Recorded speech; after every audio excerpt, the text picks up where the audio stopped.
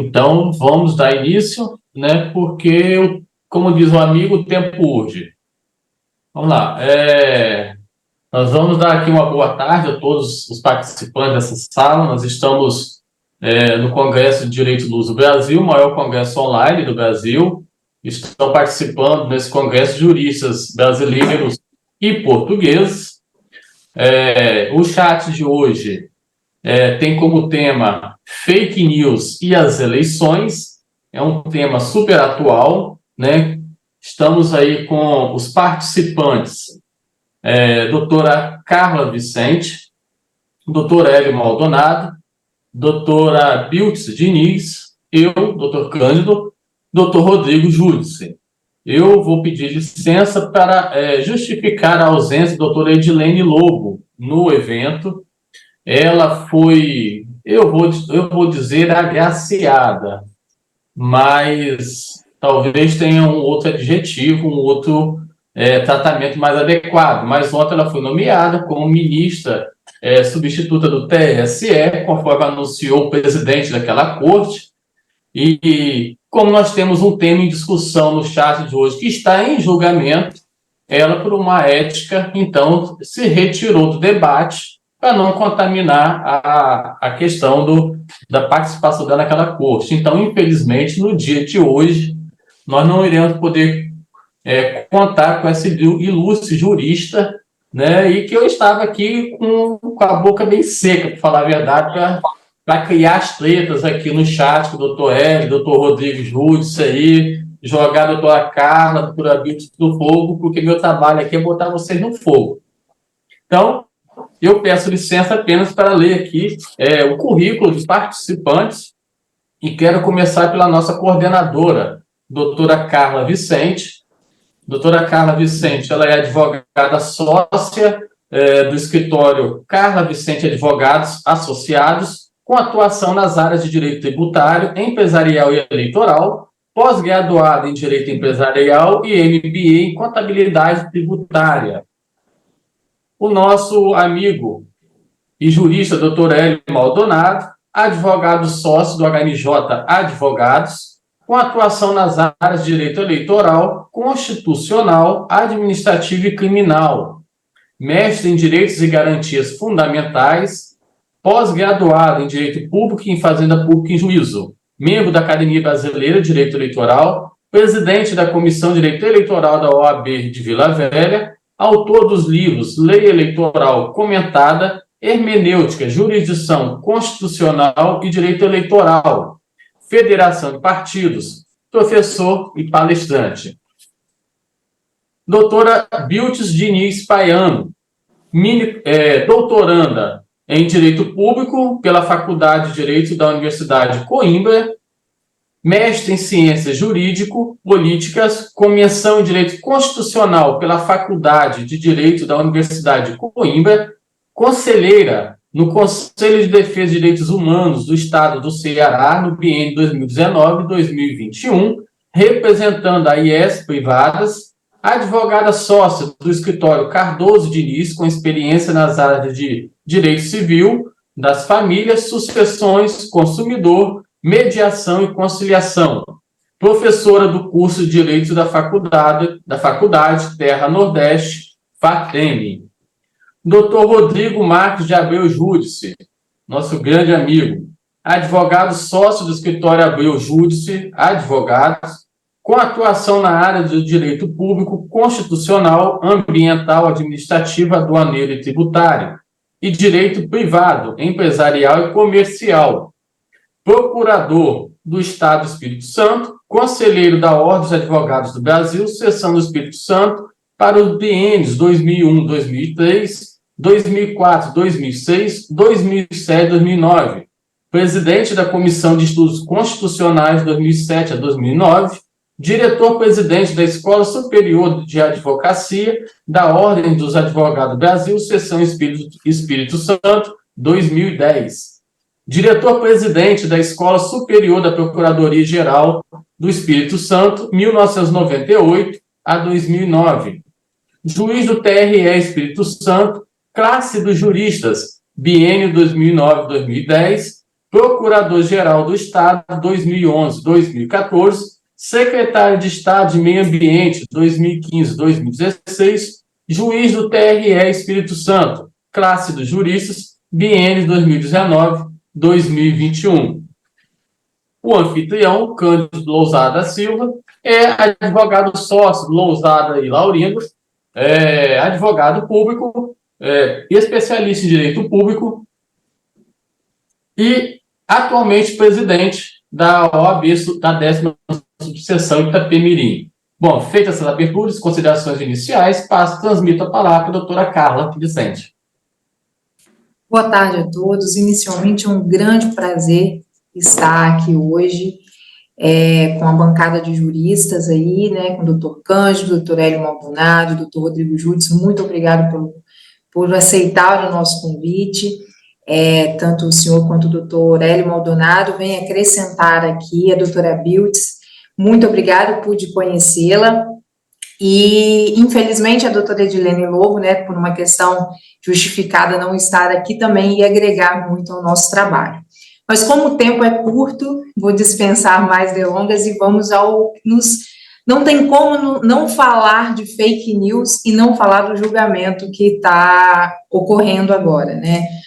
Ontem mesmo nós tivemos um voto relator, um voto extenso, não sei se vocês tiveram a oportunidade de acompanhar, mas que já manifestou o teor do seu voto. Sobre a fake news, desde as eleições de 2018, nós temos um caso que o TSE cassou o mandato do deputado paranaense em decorrência da prática da desinformação, né, que em poucas horas do término das eleições, naquele período, ele abriu uma live apontando acusando o sistema eleitoral e sua vulnerabilidade, uma suposta vulnerabilidade, né? E neste caso, o TSE cassou o seu mandato. E, atualmente, nós estamos revisitando um caso análogo, que é a questão do Bolsonaro e o Braga Neto. Pois bem, na época, nas vésperas das eleições, em 2022, precisamente em julho, Bolsonaro, como presidente, realizou uma reunião com embaixadores de dezenas de países apontando uma suposta vulnerabilidade no sistema eleitoral. E por essa situação desse supostamente fraude em desfavor no pleito de 2018. Em decorrente disso, foi aberta uma representação e tem um processo em curso, o qual nós vamos estar debatendo isso neste momento. Então, eu vou passar a bola para o doutor Hélio Maldonado, para abordar aqui juntamente qual é o contorno da legitimidade da judicialização das eleições pelo TSE neste julgamento em específico, doutor Hélio. Boa tarde a todos. Quero agradecer inicialmente a este convite formulado pela minha grande amiga, jurista, advogada combativa, doutora Carla Vicente. Cumprimento também a todos os meus colegas aqui de bancada, doutor Cândido Lousada, doutora Biltz Diniz e doutor Rodrigo Júdice. Uma honra aqui participar deste congresso organizado pelo Damásio. Doutora Carla e demais participantes, antes de adentrar ao nosso assunto em questão, sobre a desinformação e eleições, em especial este case de Bolsonaro e Braga Neto, há uma necessidade de nós parametrizarmos, nós identificarmos este conceito de fake news.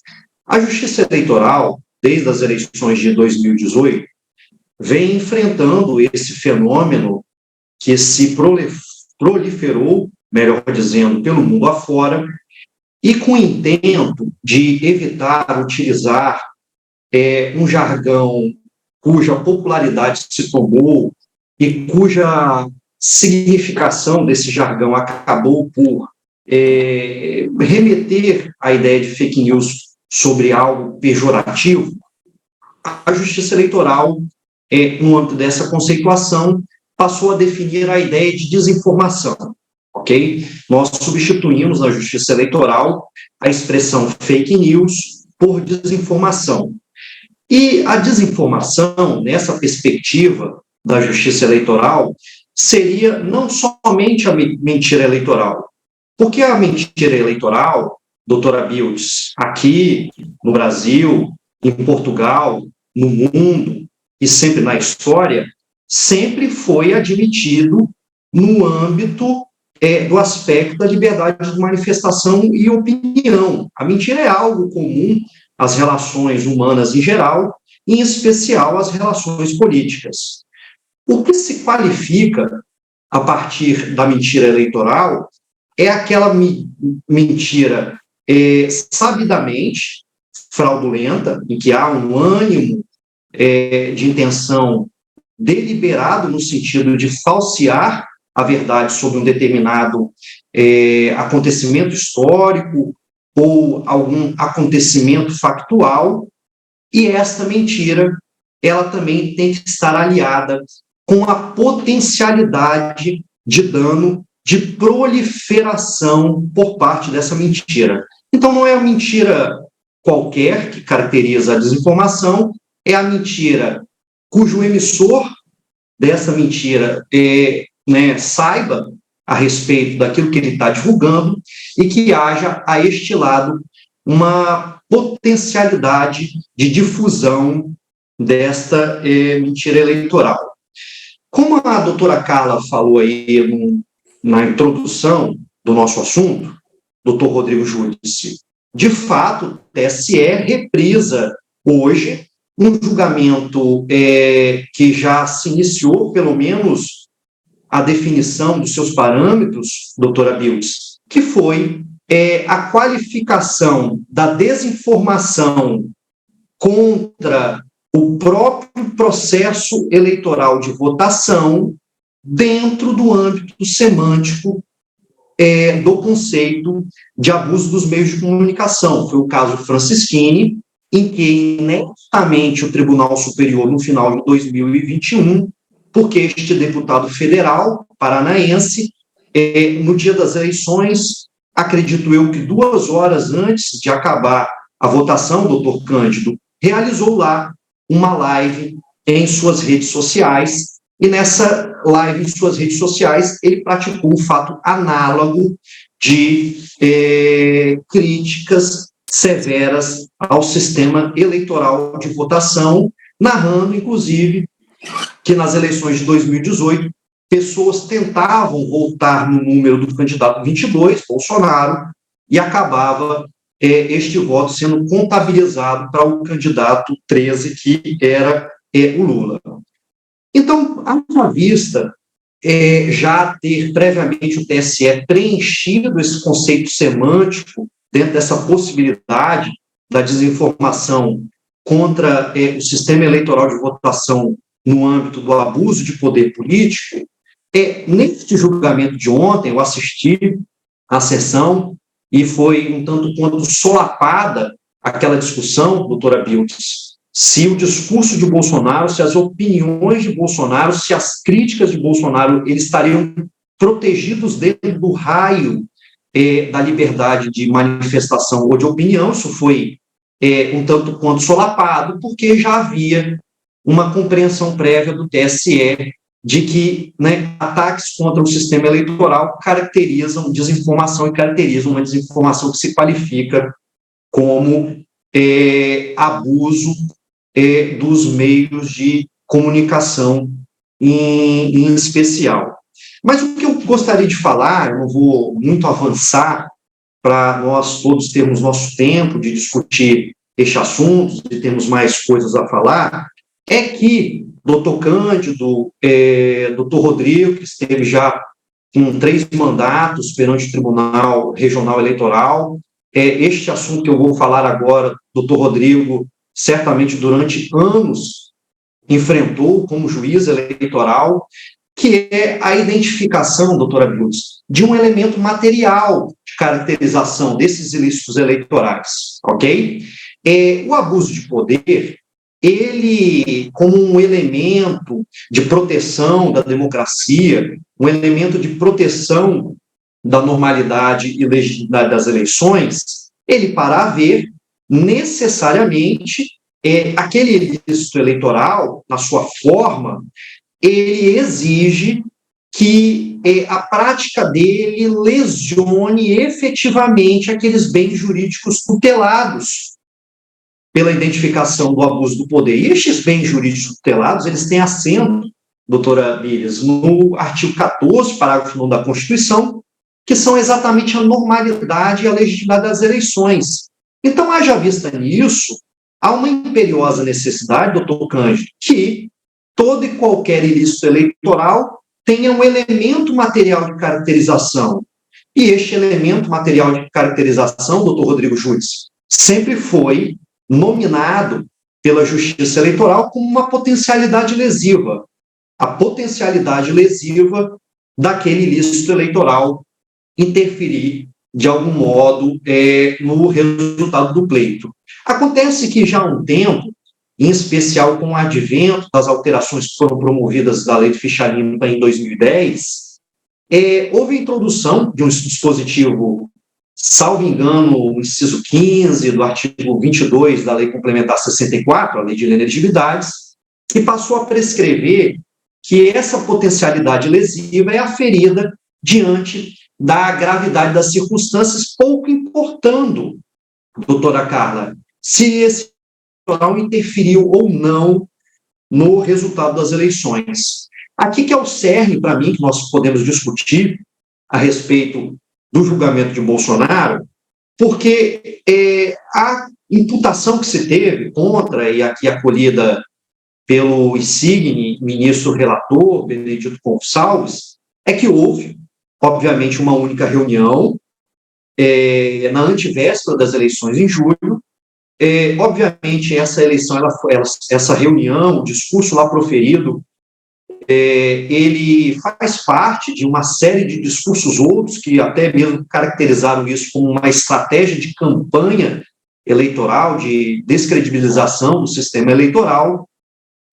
Mas o fato é que, no concreto, doutor Rodrigo Júdice, no concreto, pela descrição que se tem do voto, do relatório do voto, que foi apresentado publicamente, havia apenas, então, somente uma acessibilidade para em torno de 1.200.000 pessoas, nas redes, somando as redes sociais, Facebook, Instagram, do presidente da República, então, e também a transmissão ao vivo pela TV Brasil.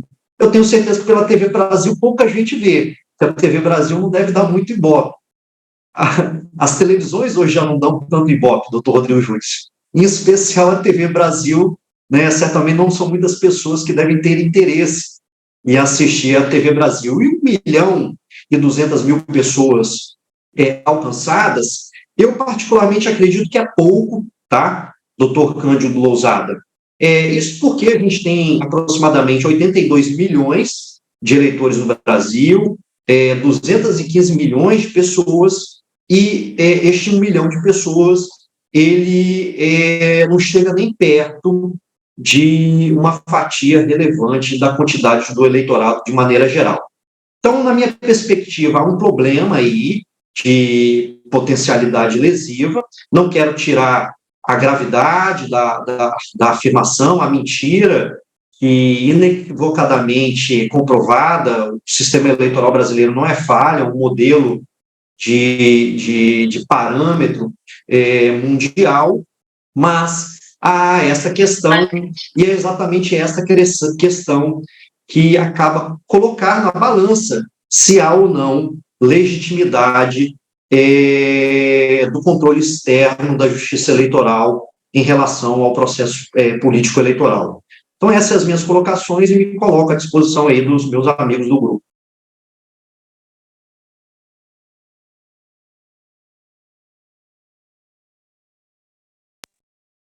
Olha, eu falei que eu gosto da treta, né? Então nós vamos aqui, né? Doutor Rodrigo Júdice já riu lá no canto, doutor Hélio, ele falou, pensou lá, doutor Hélio agora tá no canto, doutor Carlos deixar ele na situação. Doutor Hélio, o senhor falou que a fake news, ela tem um plus aí, ela tem um ônus aí de uma intenção de fundo, pelo menos foi o que eu entendi Se a minha fala estiver errada, por favor, sinta-se à vontade, até no dever de corrigi-la, né? Para ser honesto com os colegas que estão participando. Como que se dá essa aferição dessa vontade de atingir um resultado, assim, do engano, né? De transmitir algo duvidoso, de impor uma dúvida no eleitor, na mente dele, de inculcar que aquilo ali não, ele está fazendo, desculpa um termo, mas o papel de palhaço nas urnas eletrônicas. Perguntou? Sim. Eu não ouvi bem qual foi a pergunta. Como que o tribunal faz a análise de que uma conduta, que uma fala de um político, de alguém que está concorrendo a um cargo eletivo, que ali houve a intenção, aquele desejo de inculcar na mente do eleitor. Calcanhar de Aquiles, né, da Justiça Eleitoral. Tá? Esse é um calcanhar de Aquiles. Dr. Rodrigo Júdice, como juiz eleitoral, certamente teve angústias pessoais duras a esse respeito. Por que a pergunta do senhor se coloca assim em outras palavras, né, doutora Bildes? Como que a Justiça Eleitoral se porta como árbitro da verdade, né? E mais, doutor Cândido, doutor Rodrigo e meus colegas de debate. Como que se promove a prova da desinformação nos processos eleitorais? Porque nós temos dois tipos de ações eleitorais. Temos essa que Bolsonaro responde, que é a investigação judicial eleitoral, ação de impugnação de mandato eletivo. São ações que têm uma dilação probatória um pouco mais generosa, tá? E nós temos, em contrapartida, a massa das ações eleitorais que são utilizadas durante as eleições, que é a representação eleitoral, que simplesmente não existe dilação probatória. Né? Na representação eleitoral é uma ação rarefeita, né, que discute os problemas da propaganda eleitoral em geral, inclusive os problemas que se realizam no âmbito da propaganda digital, e simplesmente não existe nenhum tipo de possibilidade de dilação probatória legal nessas ações. Então, aqueles que se sentem lesionados em relação a qualquer desinformação, eles têm que ir lá carrear isso, uma prova documentada a respeito dessa possível mentira eleitoral. O problema, doutor Cândido, é que a gente vai ter, muitas das vezes, em relação ou aos fatos, né, ou em relação à história, a interpretação, né? E essa interpretação, ela pode até haver um certo grau de divergência ou não, que aí nós poderíamos dizer que nós teríamos uma zona cinzenta sobre a verdade ou não de um determinado fato ou acontecimento histórico. O que se não pode apresentar, certamente no âmbito desses litígios da verdade eleitoral, são mentiras aberrantes, como, por exemplo, terraplanismo, como, por exemplo, que vacina mata, etc. e tal, né? Esses fatos, comprovados pela ciência de maneira induvidosa, pelo menos majoritariamente induvidosa, eles não são bem dessa forma. Logo, é um papel árduo, é o calcanhar de Aquiles, a Justiça Eleitoral se portar como árbitro da verdade. Essa verdade, geralmente, é uma verdade notória, é uma verdade majoritariamente imposta no âmbito da construção de uma narrativa, né? A gente sabe que a verdade, no âmbito da retórica material, ela é um relato vencedor, né? E este relato vencedor, ele serve, pelo menos, de comprovação a respeito da mentira eleitoral.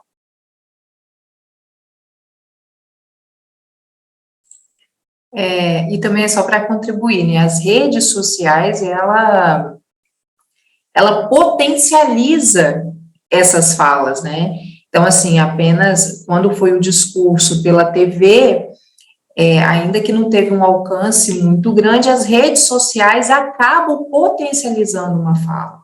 Então, é muito difícil palpar essa questão da subjetividade, mas nós temos que elencar que, além dos meios de comunicação, a rede social, ela potencializa essas desinformações, né? Então, dando sequência aí ao nosso grupo de trabalho, nossa programação, eu vou passar a palavra para a doutora Bildes aqui, para a gente dar sequência à nossa discussão. Olá, boa tarde a todos, me escutam bem? Agradeço bastante o convite, um prazer estar aqui na mesa com os colegas, né? Eu estudei a minha pós-graduação, né, como já foi apresentada, em Portugal, mas sou brasileira, então fui convidada aqui para fazer essa representação. Realmente, o Dr. Cândido veio para colocar a lenha na fogueira, ele perguntou justamente a questão, eu falei, a pergunta de 1 milhão, que a gente não consegue ainda responder, e mais ainda na questão constitucional, né, doutor? Porque o mais fácil para a justiça eleitoral é pensar no que é verdadeiro ou falso, a gente sabe o que a gente tem certeza, mas as controvérsias é que é difícil trabalhar com elas, coisas que a gente ainda não tem absoluta certeza, que é muito natural nesse mundo que vivemos, né, que ainda estamos aprendendo. Então, essa é a questão. Eu vou trazer aqui uma introdução para a fala do doutor Rodrigo, né, falando que essa tecnologia ela está ligada à sociedade, e o ambiente político, ele sempre teve uma aproximação, né, com essa comunicação, né, essa comunicação direta, né, o ambiente político eleitoral acarreta essa possibilidade com a comunicação.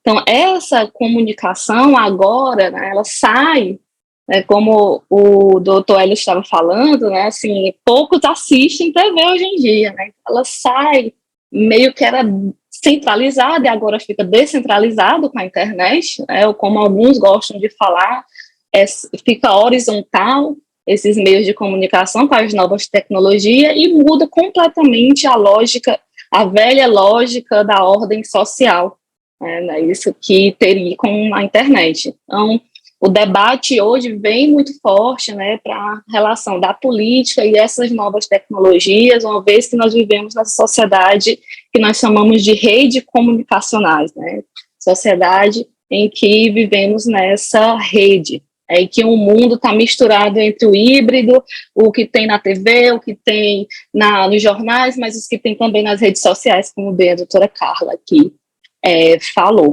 E aí vem a intervenção do ser humano, né, no meio disso tudo. Então, eu trago aqui algumas provocações, a provocação também para o doutor Rodrigo, trazendo a pergunta sobre a PL das fake news e o controle dos dissídios entre as plataformas digitais e os usuários pela justiça eleitoral, né? Porque essas relações desse ambiente, elas são complexas e também temos, né, uma justiça eleitoral que ela vem se negando a controlar esses dissídios, né, esses dissídios entre as plataformas digitais, entre os usuários, que acabam essas plataformas mandando, né, no que vai chegar na gente, essas comunicações que vai chegar para os eleitores. Então, passo aí a palavra para o doutor Rodrigo, fique à vontade, doutor, para conversar conosco.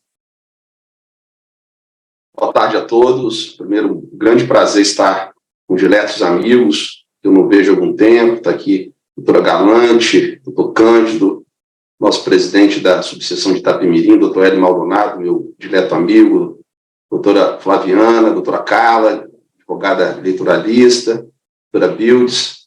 Esse é um tema realmente muito importante para a sociedade brasileira, vem angustiando a todos, operadores do direito, cidadãos comuns, eleitores, usuários da internet, de forma que eu me sinto muito honrado de falar sobre um tema que eu venho estudando já há algum tempo, já escrevi pelo menos uns 2, 3 artigos sobre o tema, e estou muito feliz, né, repito, de estar aqui presente com vocês.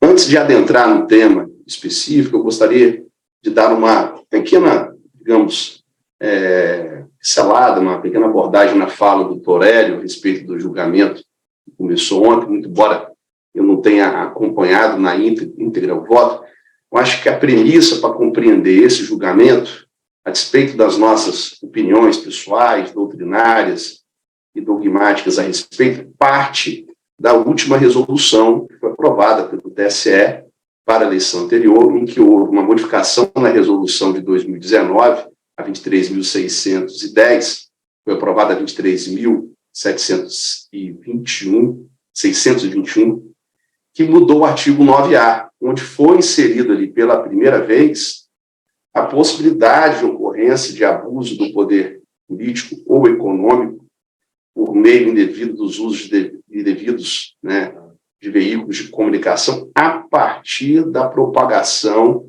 de fake news, ou melhor, desinformação. O artigo 9A ele veda a utilização, né, compartilhamento de fatos, o termo é sabidamente inverídicos, que atinjam a integridade do pleito. Talvez, a gente tenha que voltar a estudar esse tema a partir desse julgamento, sob a ótica de uma nova configuração de abuso do poder político ou econômico, que tenha como regra matriz atingir a integridade do processo eleitoral, né?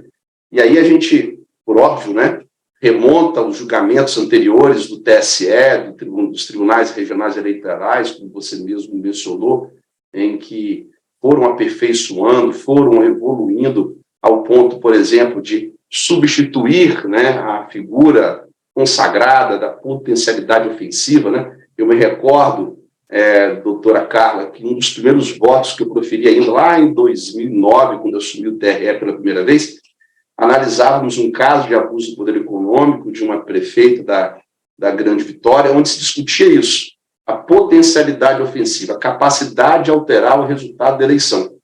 E era realmente muito difícil fazer essa aferição sob a ótica, por exemplo, da quantidade de votos que, por exemplo, aquela conduta abusiva poderia alterar, né? A jurisprudência evoluiu para a figura da gravidade, né? E o que significa gravidade? Gravidade significa uma atitude tão grave que ela é reprovável de plano.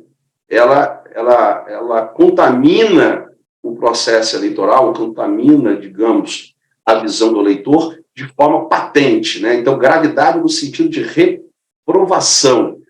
E aí, obviamente, mudando a figura de potencialidade ofensiva para um eventual abuso que altere o equilíbrio do pleito, né? Então, talvez o TSE, obviamente, eu vou me debruçar sobre esse voto, a partir do acontecimento, né, no Palácio, salvo engano, do Planalto, com a presença de embaixadores, tenha feito essa análise sob a ótica do artigo 9A, né, e sobre as consequências e gravidade daquela reunião, levando em consideração que era a imagem do Brasil que estava sendo propagada para o exterior e a ofensa dita à integridade do processo eleitoral. Então, estaria caracterizado o abuso do poder político e econômico sob essa ótica, independente, como disse o meu dileto amigo, doutor Hélio, da vinculação ter sido feita numa empresa de comunicação onde poucas pessoas assistem, né? Até mesmo que a doutora Carla trouxe um dado da realidade, ou seja, aquilo foi difundido pelas próprias redes de comunicação, né? As maiores redes de comunicação, maciçamente, até porque não é desconhecido de que determinados grupos de comunicação nessa última eleição adotaram uma postura favorável a um candidato e outros grupos de comunicação a outro candidato, então, de forma que não foi aquela vinculação da Rede Brasil que gerou um eventual desequilíbrio sob a ótica do TSE, mas, obviamente, a divulgação em massa, né, que ocorreu, inclusive, nas redes sociais. Então, só fazendo uma pequena abordagem, eu acredito que essa tenha sido a ótica de análise do TSE, que, sem entrar no mérito, se o TSE se equivocou ou não, eu acho que esse julgado, doutora Carla, né, nós que gostamos do direito eleitoral e os advogados, ele passa a ser uma referência para os próximos julgados, ou seja, talvez a configuração aí de um abuso do poder político sob a ótica de ofensa à integridade do pleito, né? Com características óbvias extraídas do artigo 9A. Mas, assim, pedindo escusas aí, pode entrar no termo que não me pertence, indo direto ao meu ponto, que é o controle das mídias sociais a partir do advento da internet, né, a partir do advento da ampliação, né, da ampliação em massa das comunicações junto às plataformas digitais. Bom, eu acho que, como disse o Hélio, né, doutor Hélio Maldonado, temos que partir primeiro sobre a identificação, ou seja, da conceituação do que seja fake news, né? Lembrando que o termo fake news, ele é importado dos Estados Unidos a partir da eleição do Donald Trump, né? E os acadêmicos estudiosos do direito, principalmente do direito eleitoral, começaram a questionar, será que esse termo é o melhor termo para definir sobre a ótica eleitoral uma eventual informação imprecisa que possa macular, por exemplo, uma eleição? E não só no direito brasileiro, mas também no direito norte-americano, chegou-se à conclusão que, do ponto de vista jurídico, essa definição não é mais adequada. Talvez ela seja adequada, doutora Carla, para um ambiente fora do poder judiciário. Então, né, há um consenso, a partir dessa reflexão que se avançou sobre a terminologia, de que fake news não é a melhor definição que possa abarcar todas as possibilidades de notícias falsas com consequências, por exemplo, no caso específico do processo eleitoral. Qual seria, então, a melhor denominação? Desinformação. E não bastaria apenas uma mera mentira, como o Hélio explicou, não basta apenas um erro jornalístico. Para que haja consequências no processo eleitoral, primeiro, tem que ter consequência eleitoral, tem que ter dano, tem que ter dolo, tem que ter intenção e, obviamente, a notícia ela tem que ser descontextualizada. Então, é importante que se diga isso. Para que haja consequência do ponto de vista jurídico, tem que ter dolo, intenção de macular a verdade com fins políticos e com fins econômicos. E, obviamente, não é qualquer mentira ou qualquer erro jornalístico que possa ser caracterizado como desinformação. Mas é importante lembrar também que a desinformação não é uma novidade. Ela não surgiu a partir do advento das mídias sociais. Ela remonta a mais de 1000 anos, inclusive os primeiros embates eleitorais que surgiram fora do ambiente político eleitoral brasileiro, já caracterizavam, já demonstravam a possibilidade da mentira interferir no processo eleitoral, né, em países onde a democracia se iniciou. E antes do processo democrático, antes de eleições livres e democráticas em outros continentes, quando eu me refiro a mais de 1000 anos, as guerras que se travavam entre países, onde a mentira ela era decisiva para vencer o inimigo. Trazendo esse conceito para a realidade brasileira, nós podemos perceber, por exemplo, que na República Velha, né, na época do voto de Cabresto, a mentira ela era utilizada para defenestrar qualquer político que ensaiava romper com aquele sistema eleitoral que dominava.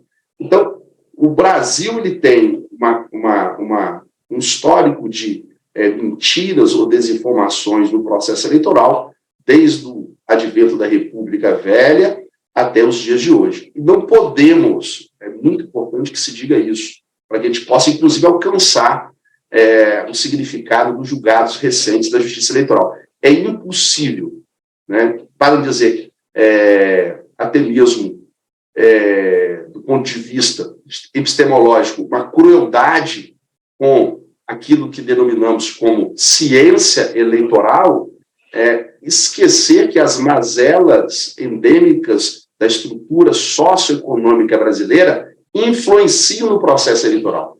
Então, nós podemos dizer que nós temos uma desinformação made in Brasil, em características brasileiras. Nós podemos dizer que, como uma epidemia que se alastra e o vírus vai mutando, vai se modificando ao longo do tempo em determinadas regiões, nós temos, sim, hoje, uma desinformação com características brasileiras, ou seja, o ambiente político-social brasileiro, que insiste em não largar as suas raízes históricas, somado a esse ambiente cibernético que a Carla falou recentemente, extremamente volúvel e carentes de bons exemplos éticos, traz a caracterização de uma desinformação eminentemente made in Brasil ou brasileira. E como que a gente lida com isso a partir do papel da justiça eleitoral e ou da justiça comum, quem sabe, interferindo no papel das plataformas. Hoje vivemos um mundo onde a publicidade comercial na internet passa a ter uma importância capital nos modelos econômicos. Não existe economia sem internet.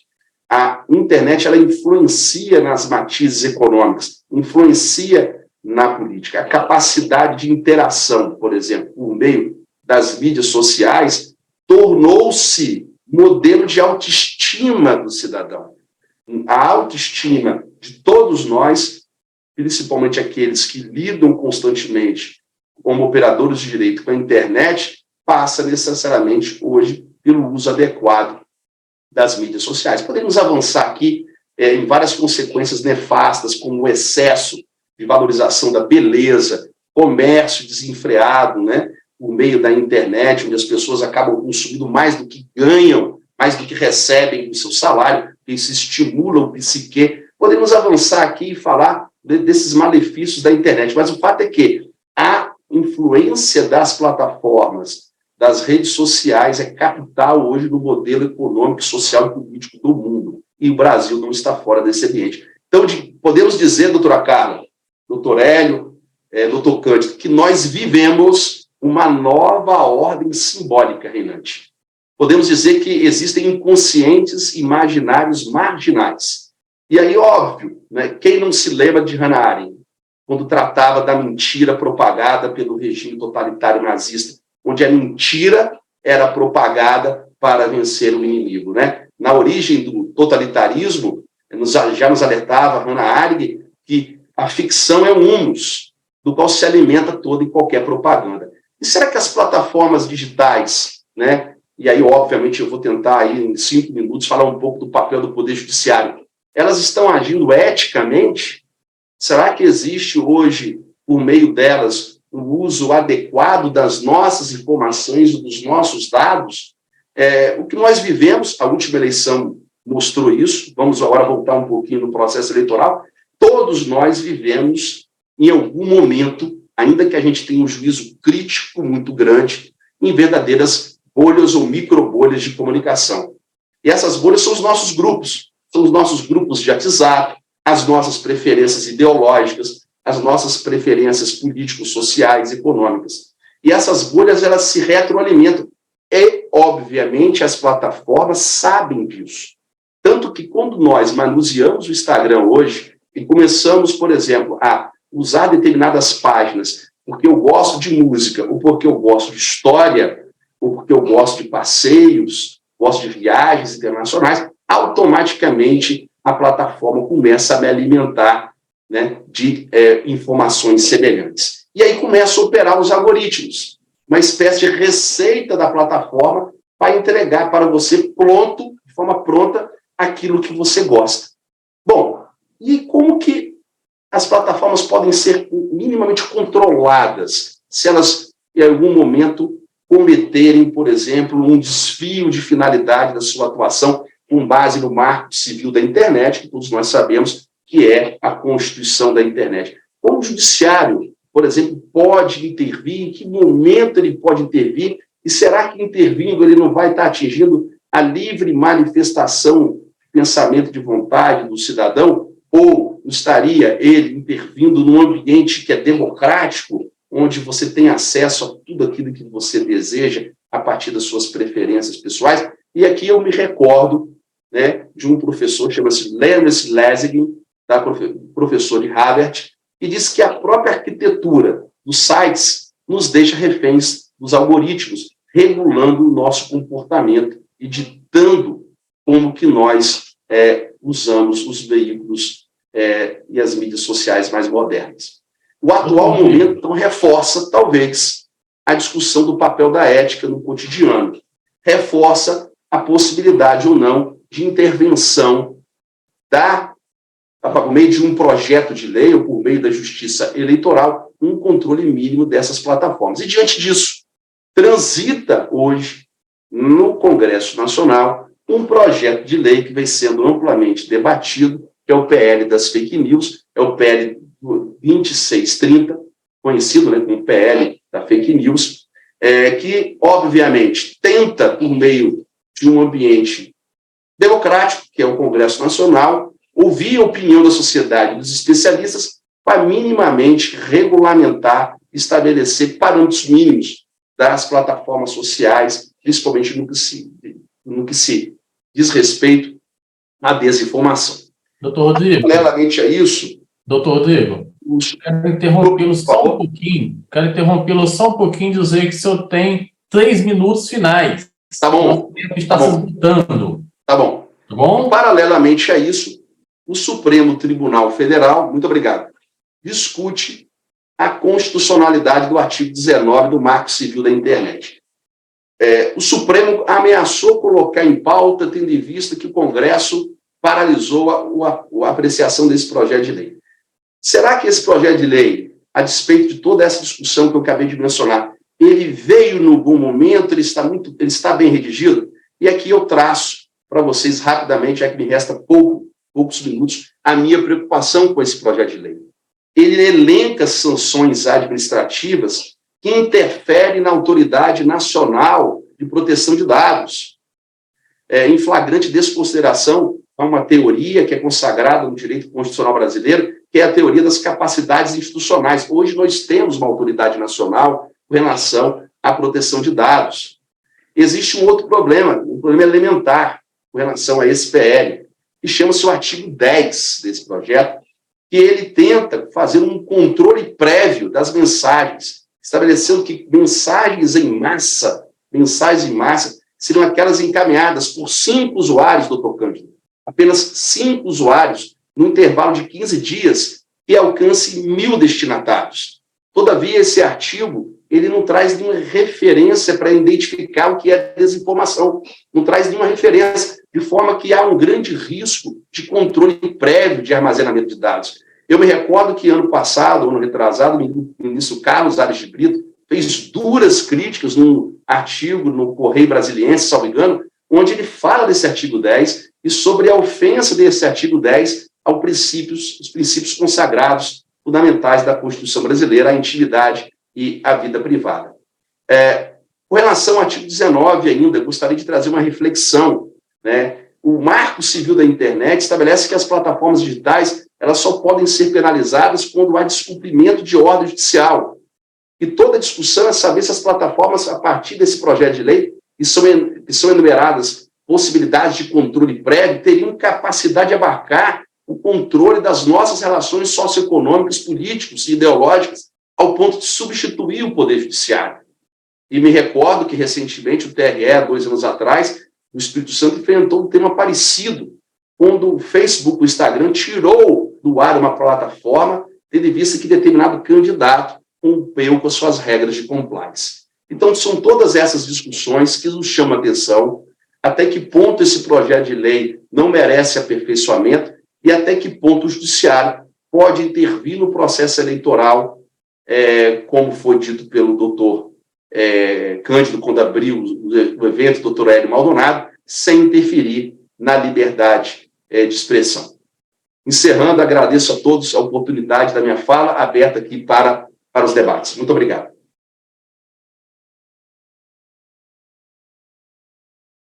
Faltam 2 minutos para encerrar. Doutora Biltz, tem alguma pergunta?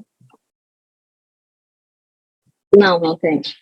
Então, eu teria uma boa, doutor Rodrigo, mas o tempo não comporta. Eu sou o tipo que joga areia na farofa dos outros, tá? E a gente ia começar lá pelo aquele entendimento das Big Techs, né, que agora foi julgado pela Suprema Corte, onde eles tiraram ali parte da responsabilidade com essa questão de manifestação, e a gente ia tratar desse assunto aqui. Eu não vou tratar, obviamente, outro dia que encontrar com o senhor, eu não vou perder o momento, né? Mas o Congresso Luz Brasil agradece a participação de todos os convidados, os inscritos e participantes, eu abro aqui um pequeno tempo, nós temos 2 minutos finais para os convidados e participantes da banca se despedirem dos amigos e colegas inscritos nesse grande evento online. Antes de finalizar, eu quero deixar um agradecimento especial, né, à organização do evento, a Janaína e a Flaviana, pelo convite, em especial agradecer ao doutor Hélio Maldonado, ao doutor Rodrigo Judes, por ter topado participar juntamente aqui, né, com a coordenação desse evento, e agradecer o quanto vocês contribuíram, né, cada vez que eu os ouço, eu aprendo mais, eu cresço mais como profissional. Muito obrigada aos demais participantes aqui. Foi um grande prazer estar debatendo esse tema tão relevante e importante, principalmente nesse atual momento. Muito obrigada. Vou também agradecer ao convite da doutora Carla Vicente, do curso Damásio, parabenizar o doutor Rodrigo Judes pela excelente palestra que ele nos apresentou. Acho que, doutor Cândido, a reflexão do doutor Rodrigo Judes acaba por complementar aquela angústia lá levantada, porque o PL da fake news, ele vai querer estabelecer que... Tá ouvindo, né? Vou falar rapidamente. Que aquelas políticas de moderação, elas sejam colocadas à claridade, né, e que haja, então, a partir desse clareamento, a possibilidade de controle judicial sobre determinações de remoção de ofício por parte das plataformas digitais, que hoje não é possível. A Justiça Eleitoral, ela se curva, né, sobre essa possibilidade. Doutora Bíblia e doutor Rodrigo. Doutora Biltz, um oi. Então, agradecer também, muito obrigada, pessoal. O tema realmente tem muito espaço para a gente debater. Fico para uma próxima. Tchau, Congresso tchau. do Brasil agradece a participação de todos. Abraço, até mais. Um abraço. Obrigado.